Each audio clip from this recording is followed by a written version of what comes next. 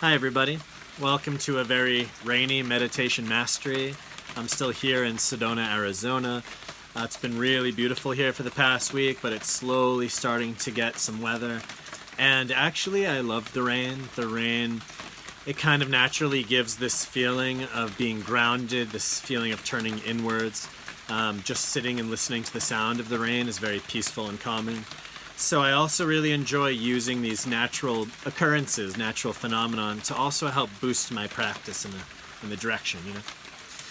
So yesterday, myself and Shannon, we got Vedic astrology readings. And the Vedic astrology readings are really interesting. They're a little bit different than Western astrology.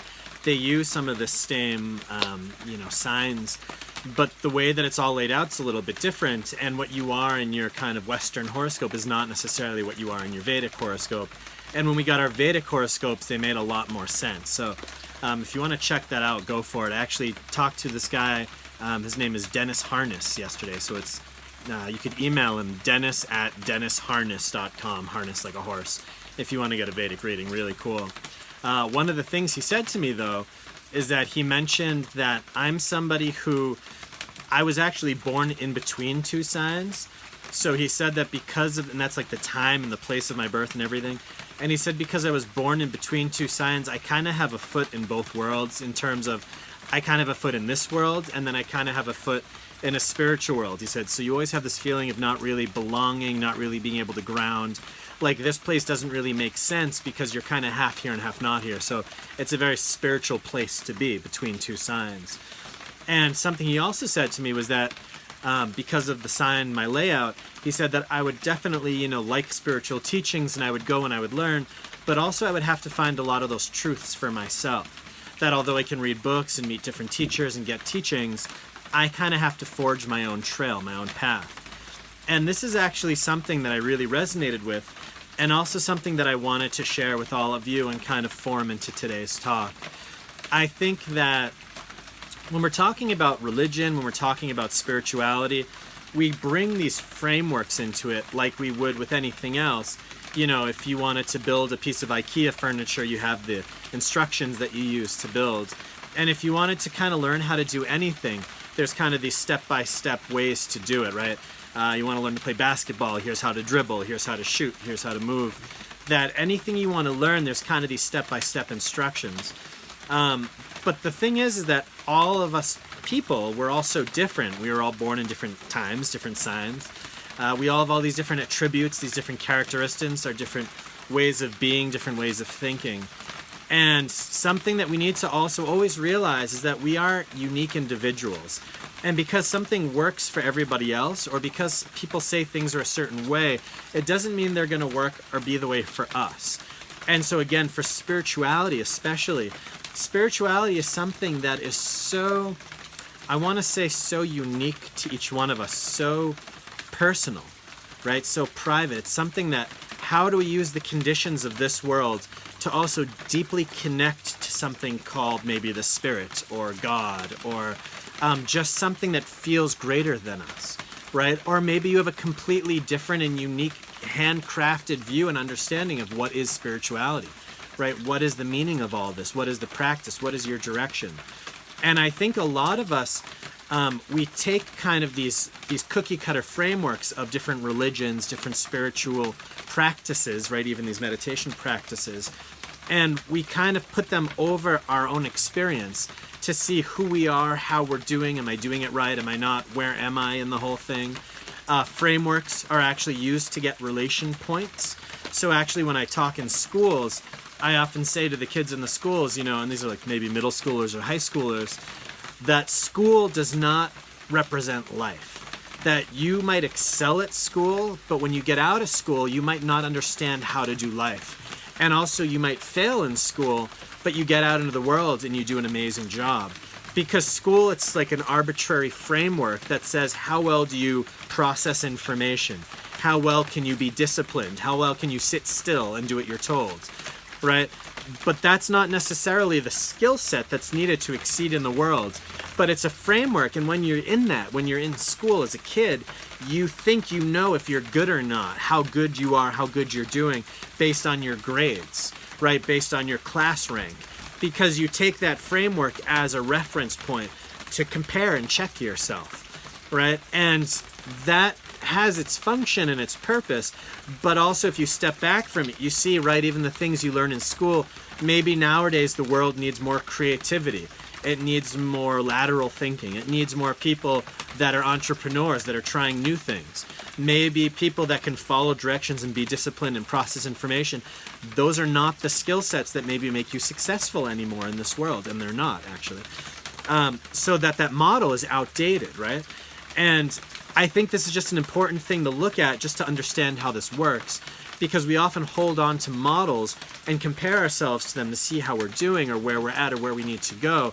But something like spirituality, it's a little bit different, because the way forward for one person might not be the same as the way forward for somebody else, right? Even me, I call myself like a spiritual guide, right? Or a spiritual life coach or teacher or whatever this relationship between us is, and me and my other students and people that come to my healings and my classes. I have my own experiences. I have my own way that I've gone through things, that I've seen things, how things work. And I feel very confident in my approach because I've done it. And I know that there's certain kind of qualities and tendencies and things in people, and I feel that the information that I have is very important and valuable, right? That I'm able to give people a lot of tools and say, here you go. But the truth is, maybe the tools that I have are not always the tools that you need. In fact, maybe you need to even build and craft your own tools, right? And this is one of the things that I realized when I was a monk, is that I was trying to practice meditation by the book for many years, and it wasn't really working. And I've mentioned this before, that I had this teacher, Ajahn Brahm, who came and he said, why not just try throwing the meditation out the window? Why not just not try to meditate and just sit there and relax? And my mind was going, but I need to do something. If I want to get a result, I have to do something. And he kind of looked at me and said, you've been trying to do something. You've been trying to get results this whole time based on your understanding of meditation. But that's ignorance. You don't actually know, and you've been pushing yourself within an incorrect framework. So once I let go of that framework, and literally right after he told me, try letting it go, it was during one of his retreats, so I sat down to meditate 10 minutes after that conversation. And I had one of the deepest and most profound meditations I'd had up until that point. And it's because instead of trying to meditate, which is what my framework said I was supposed to be doing, I allowed myself to relax. So instead of trying to follow a framework of what I thought the way was, I actually just allowed myself experientially to just go the way. To say meditation, it's about peace, it's about relaxation, it's about letting go, it's about presence. So it's not about trying, it's not about frameworks, it's not about pushing, it's not about point A to point B, right? It's not about strategy. It's actually about allowing myself to, in this moment, relax and let go and be more present. It's a felt process. In the moment, it's an experiential felt process to go through. And so by letting go of my framework of what I thought it was, it allowed me to actually see it and achieve it. So this is something that also we need to apply to our lives, to our minds, and also to our practice.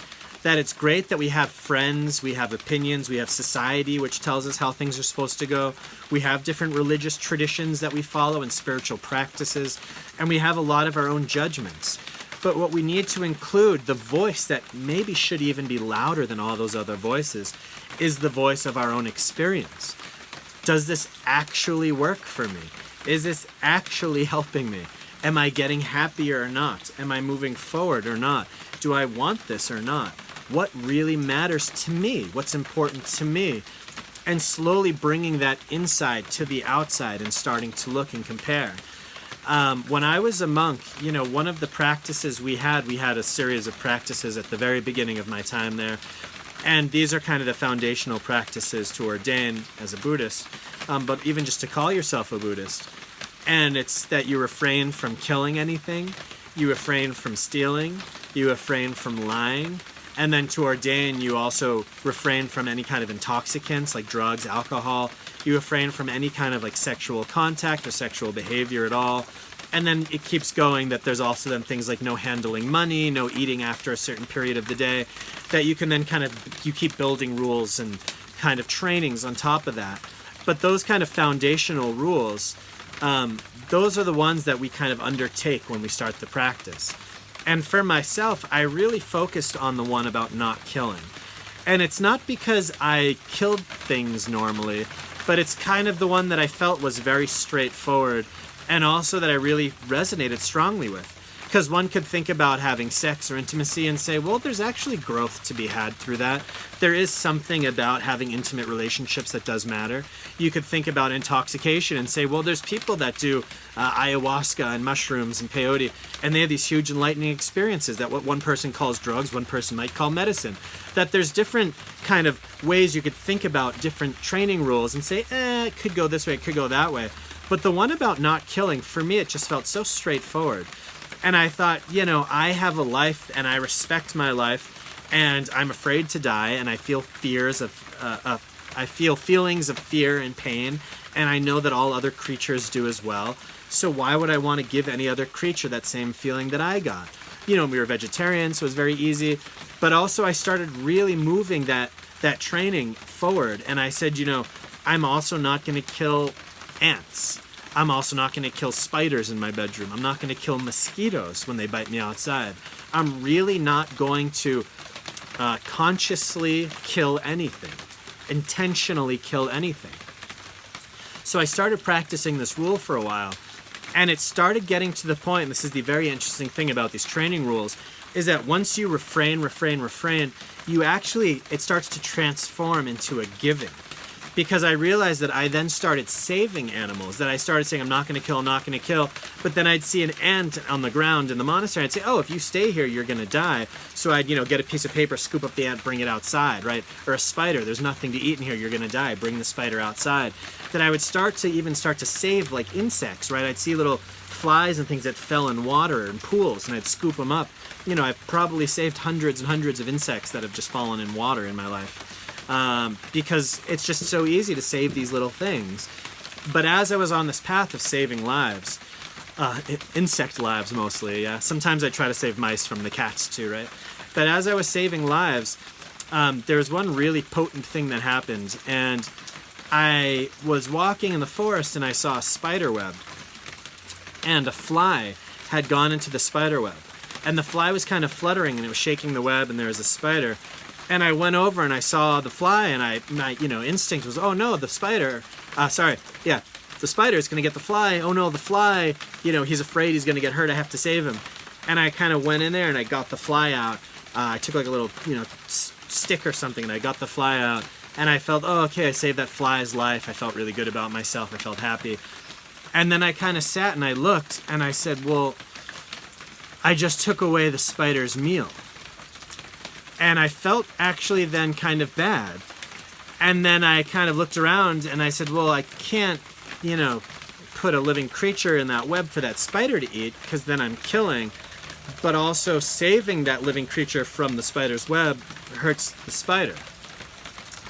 And until that point, my understanding of compassion really aligned with almost like what I would say like a new age belief of like light and love, and wanting to create like a paradise here on earth when everybody isn't like loving, like this utopian feeling. I really wanted to create like a utopia from my ideals, very idealistic, but everyone's happy, everyone feels safe and connected and loved. And in that moment I realized that the way that the earth is constructed, the way that this place is built, the way that nature is, things need to kill other things to survive. Things need to eat other things to survive. Suffering, pain, fear are going to happen no matter what. Ticks, mosquitoes, spiders, lions, sharks. These are creatures. They were just born the way that they were, no fault of their own, and they need to eat other things to survive. And that even has a place in nature as far as population control and things like this. That things actually need to die in nature.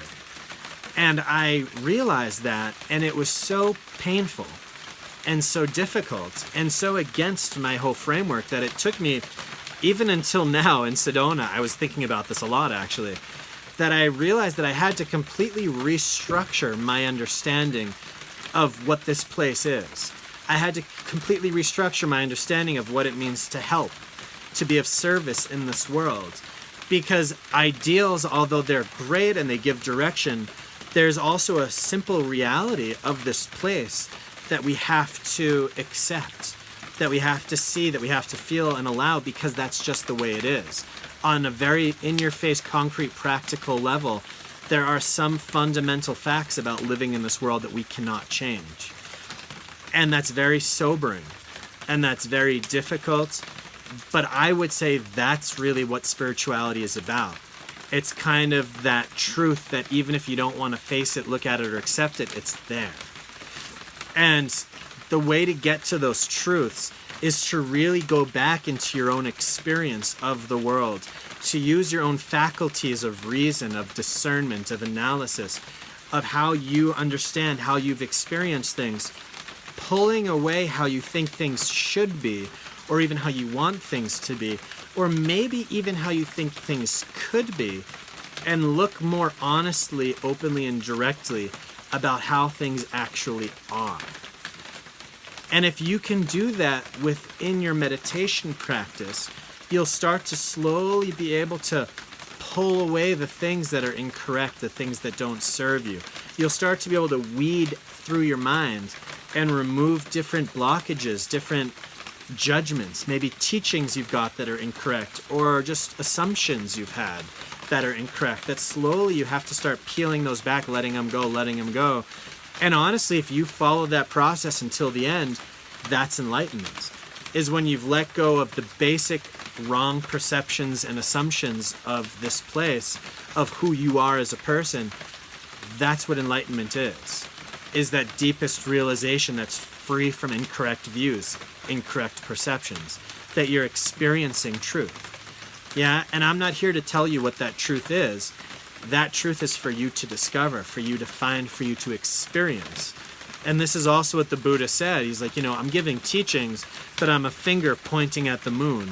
Don't look at the finger, look at the moon. Look at the thing I'm trying to guide you towards. So a good spiritual teacher isn't trying to get you to follow them, right? They're not trying to get famous. They shouldn't be trying to get powerful and amass people behind them. They should be trying to support people into their own power, to bring people into the place that they are empowered, that they're clear for themselves from their own experience, for their own knowing on what the path is, on what the way is, on what going forward really means. So I'm also here to tell you today that even if there's things that I say, even if they sound good, try them out, see, really discern for yourself what is your truth, what works for you, and also try different things out. Be willing to experiment. Be willing to see how this is. Some of you might do better meditating in the morning, some maybe at night, some maybe at completely different times during the day. Some of you need to meditate for an hour every day. Some of you maybe need to meditate 10 minutes once a week for where you're at right now. Yeah, that's how I started too. If I tried meditating every single day for an hour, I would have burnt myself out and never wanted to meditate again. Yeah, some people, I've gotten feedback, they feel overwhelmed. There's so much to do. They don't know what's going on. Do it at your own pace. Take what you can, right? Make this practice your own. Yeah, when I was in college and I started practicing, I actually went to a Home Depot and I cut out like a piece of carpet and I bought like a salt lamp and I made a little corner of my bedroom, my meditation spot. I had like carpet and a little lamp and I made a little Buddha statue and I had my meditation cushion. So I knew that when I sit down there, that's my time to practice. And it felt great. I like made myself a little spot in my room to sit and practice. And I knew that when I sat there, my mind was kind of, getting ready. Okay, let's go. And I had to really make it my own and incorporate it into my life in a way that made sense for where I am at right now, for where I was at.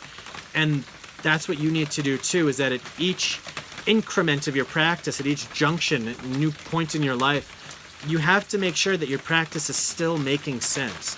Your practice has to be alive. Your practice is living. It is changing. It is evolving. It should be evolving with you for what your needs are. And sometimes you need to turn it up a little bit. You have to tighten it, right? You have to meditate longer. You have to meditate more often. You really have to push the edge. And sometimes you need to pull back a little bit. Some days you need to give yourself a break. Some weeks, some months you need to give yourself a break because you're going through things, right? You have to figure it out for yourself. meditation is also, again, something that's supposed to feel good.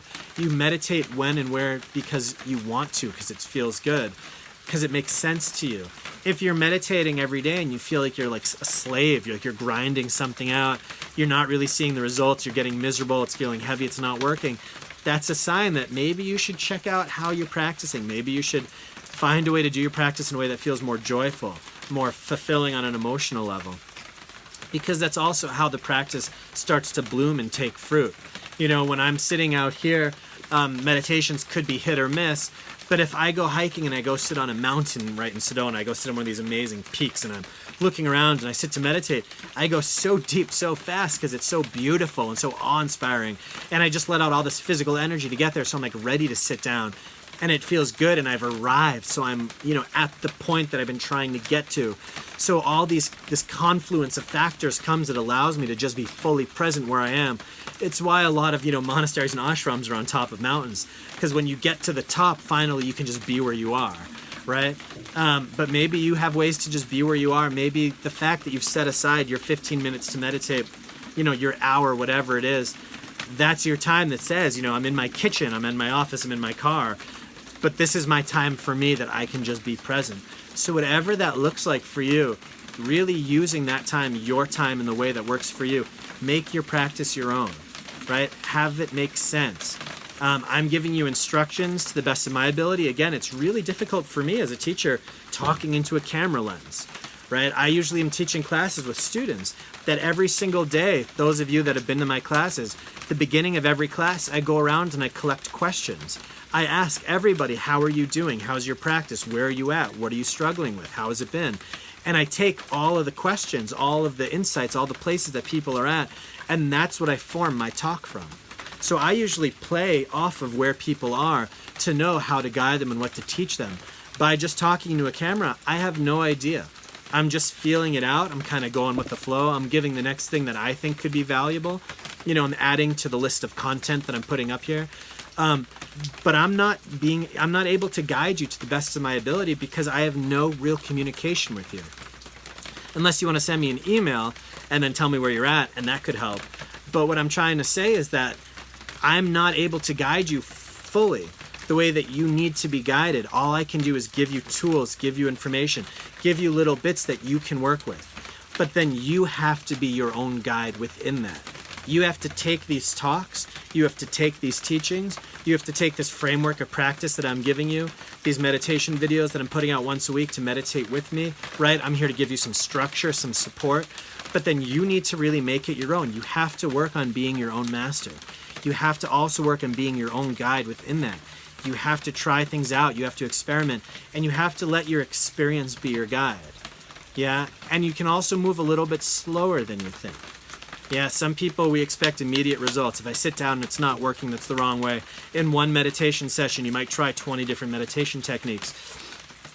If you want to learn a song on piano, yeah, and if you sit down to try to bang it out and you've never played piano before, are you going to be successful? No. You're going to have to practice and practice and practice, and slowly you'll figure it out, slowly you'll learn, and maybe as you're doing it, you'll realize, I picked a song that is way too hard for me. Yeah, or maybe you'll start and you'll realize, you know what, this song is actually not interesting for me. It doesn't inspire me. I want to pick a different song, right? So sometimes you need to practice one way to maybe realize that's not the right way. Or maybe you'll be practicing and it'll go, go, go, and finally you'll realize, you know, it's working and oh my God, and this feels so good, and you can fill yourself with it. That this is exactly what I wanted, that I feel so fulfilled, right? Filled up by it. So it's all about just doing, it's about experiencing, and it's also about checking in. If there's some of you that really are only watching these videos once a week, that you just listen to my talk, you meditate with me, and that's your only practice and that's all you care about, then that's fine, no problem, keep going. It's great that at least you're able to do that once a week, super important, just to keep that baseline of practice. If you're somebody that's really striving, that's pushing yourself, that's really trying to use this in their life, to integrate this into their life, to move forward, then I would really suggest for you to then also take it to that next level and really look more, closely, look deeper at what you're doing. Has this been working? What could I change up a little bit? What could make this feel better to me? How do I do this in a way that allows me to be more present, more relaxed, to bring more peace or more joy, or more inspiration into what I'm doing. And that could look a million different ways, right? You might have to go take a shower first or drink a coffee or jump up and down screaming, yay. You might have to call somebody and apologize to them or write all of your, lists of all the things you have to do for the week down. Who knows, whatever you need to do to then get yourself ready and in the zone. But make it your own. Get your routine down. Get it so it feels right. Know yourself. That's all this is even about, right? I'm here to, again, I give you a lot of information. I'm giving a lot of teachings. I'm telling you stories about my path. But ultimately, this should be a process of you getting to also know yourself. That I'm giving you the tool, but then you have to use the tool. You have to learn how to free yourself of wrong views, cut away attachments, go through fears, empower yourself, step up, inspire yourself. Find the way to make yourself a fuller and more powerful human being, because that's what you want. That's what we all want. We all want to grow, right? We all want to get stronger. We're all here to connect deeper into our purpose, to connect deeper into life, to rise up, right? To really be empowered again. So this is just a talk today to really explain this, to empower this, to share with you this understanding and this teaching that you need to be your own guru, that it's inside, that you need to really take your own experience as the compass to what's working and what's not working, and finding your own ways to kind of shift it and change it up and to grow and to learn about yourself and to learn what works. And, I did not start off, I was not born as a meditation teacher. I practiced meditation. I've been practicing meditation for many years. That's how I learned. So if you keep practicing meditation, you'll also get to that place where you'll be able to teach other people too, right? That I can teach you to be a teacher. And I was taught by my teacher, who was taught by their teacher, who was taught by the Buddha. Go all the way back. That this is one stream. It's one line of teachings that goes all the way back. Yeah, and we're learning, we're students, and then we learn, and then we embody it, and then we can share it with others. Right? So also that's kind of the bigger picture, is that you're getting the information, then you have to embody it, you have to make it your own, you have to experience it, and then eventually you'll even be able to share it if you want, right? So that's hopefully and ultimately the place that I would love to take all of you, to the place that you've learned enough, that you've experienced enough, you've gone deep enough in yourselves, that you could even, if you wanted to, even share with other people how to meditate. Right, to pass all of this on, to really know that you've embodied it to the point that you feel confident and comfortable to speak about it if you wanted to, right? And that's a great place to be with anything in life, because then when you're able to talk and teach something, you know that you've really embodied it, that you understand it fully. Yeah, and that's a great place to be, and again, that can only happen if you really have made it your own. If you have made that step over from just being a student, from just receiving information, to now start weeding it out. Start really making it yours, making it work for you. Make it so it works. So your experience starts to blossom and bloom. So you start to get deeper. So you start to get stronger. So you come out of meditation sessions and you say, oh my God, that was the deepest I've ever gone. Oh my God, that was the most powerful meditation of my life. Oh my God, I'm on the right path. That you really start hitting these high points and you see and you feel, I'm doing it. I'm doing the right way. This is working. Yeah, it's happening. And I really want you guys to feel that. I want you to get there.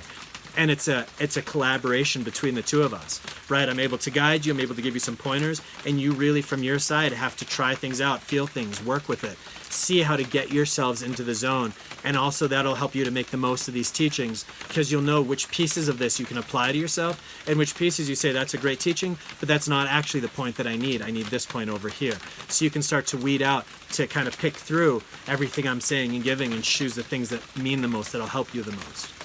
Okay? So again, beautiful day, raining, right? So using the conditions to help your practice. Find the time that's the best for you to sit and practice and meditate. I'm going to lead you in a meditation right after this. I think because this is more about finding your own way, this meditation, it's actually going to be more of a spacious meditation that I'll lead just the preliminary getting into your space, and then I'll really just leave you guys there. And I'll hold space with you. We'll sit together. I'll let you know the meditation's ending. But I'll really just hold a nice big open chunk of time for you to really just be in the meditation and see where you're at. And also we have this lovely backdrop of rain to support us. So thank you all for listening today, for being here, for receiving this little spiritual nudge. I hope you're all doing great. I hope your practice is going well. Again, please let me know if you need any help. send me an email, sethmonkmail@gmail.com. I'd be happy to talk about anything. After Sedona in 2 weeks, we're going to be heading up the coast of California into Oregon. We'll be there for about a month. And then the plan is for us to go back. We'll be in Boston around December 10th, something like that. And we'll be in Boston area for maybe a month or two. So I'll be giving some more teachings back in Boston. And then we'll see if we're going to be relocating out west or kind of what's going on. But that's kind of the overview with where I'll be. So if you're in California, maybe we'll meet up. If you're in Oregon, somewhere around there, or up on the West Coast. And otherwise, come check me out in the Northeast for the end of this year and the beginning of next year. So again, thank you so much, and see you next week.